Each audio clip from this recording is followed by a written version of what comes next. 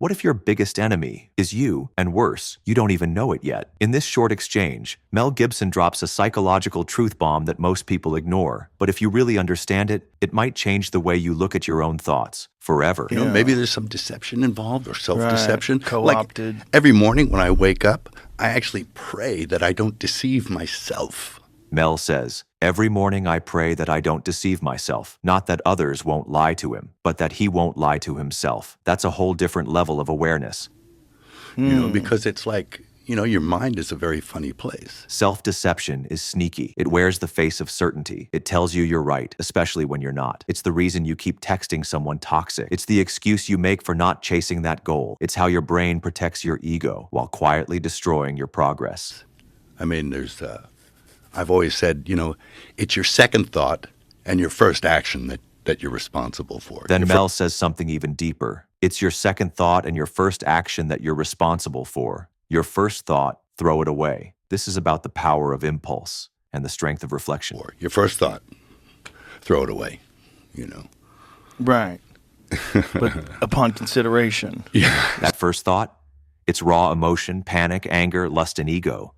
But the second thought, that's you, pausing, judging, and deciding. Think about it.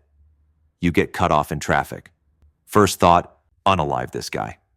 Second thought, wait, breathe. It's not worth it. Your partner says something harsh. First thought, I'm done with this. Second thought, maybe they're having a rough day. That moment between the two thoughts, that's your freedom. That's your real identity.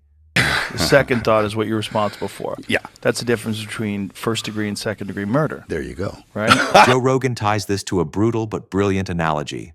That's the difference between first and second degree murder. First thought, rage. Second thought, you still went through with it, and the law punishes that difference.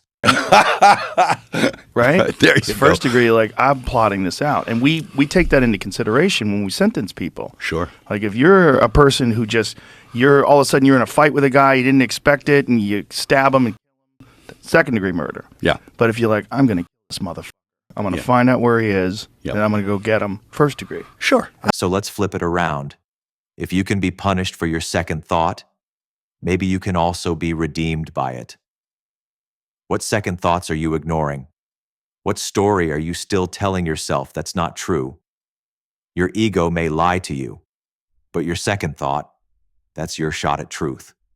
Jury's not out on this one. This time, you're the judge.